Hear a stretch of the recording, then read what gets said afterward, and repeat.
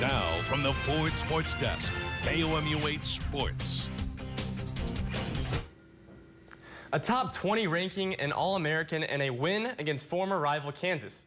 The Missouri softball team had some incredible success this past year. The reward for all of this? Well, a new home.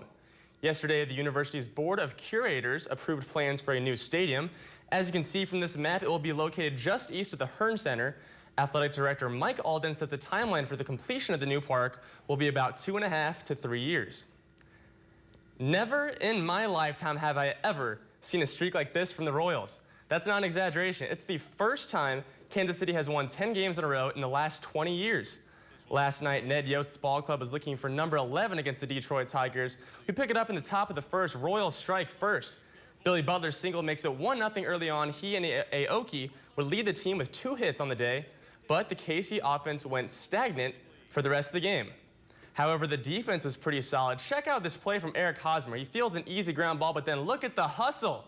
The Pete Rose head-first slide allows him to get the out at first. They don't give out gold gloves for free. Amazing play from Hosmer. But then it's Miguel Cabrera. He's done this a few times in his career. He laces this ball to left center. It goes off the wall. Tying run ends up touching the plate, and it is 1-1. And, you know, ho-hum, another average year for Cabrera, batting .320 on the season.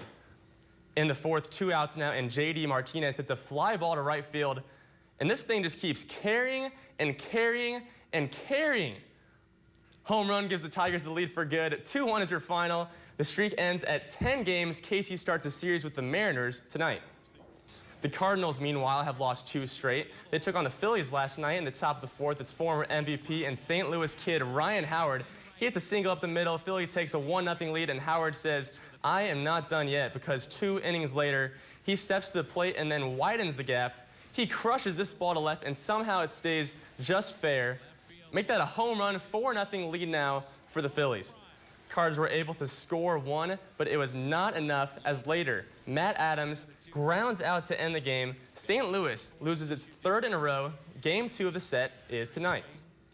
The Columbia College Lady Cougars basketball team will now start looking for its next head coach. Longtime head man Mike Davis left the program yesterday. The school has still given no reason for his departure. Davis has been the coach since 2001. This past year, he led the Lady Cougars to a 26-8 record and a trip to the NAIA National Tournament. He's been in the business for 25 years and has 576 wins in his career. Columbia College says it will begin the coaching search immediately. 2 members of the Missouri golf team have earned serious recognition. Yesterday, senior Emilio Cortero and junior Ryan Zeck were named to the 2013-14 Ping All-American teams. That's the first time that's happened for any Mizzou golfer since Jace Long did it in 2011. Cortero finished 15th at NCAA finals this season and completed his career with 5 victories, the 2nd most in team history. Zeck, meanwhile, finished 9th at the finals, the best individual finish for a Tiger since 1963. Just 6 more days now until Jordan Clarkson and Jabari Brown will be heading to new homes. The former Missouri guards are expected to be selected in the NBA draft next Thursday. Most mock drafts had the 2 being taken somewhere in the 2nd round. Brown averaged 20 points for the Tigers this past season. Clarkson, meanwhile, finished the year scoring 17.5 points per game. Both players have been working out for several teams this past month. They hope to become the 2nd and 3rd Missouri players to hear their name called in the last 2 years. Former Missouri rival Kansas has seen far more negative news from one of its hopeful draftees. Former Jayhawk center and consensus top 3 draft pick Joel Embiid hurt his foot just a week before the draft. Sources say he has a stress fracture in his right foot, which will require surgery on Friday. Many teams may now pass up on the big man because of this and other health concerns. Embiid's agent says the time of recovery from the injury will be more clear following his surgery.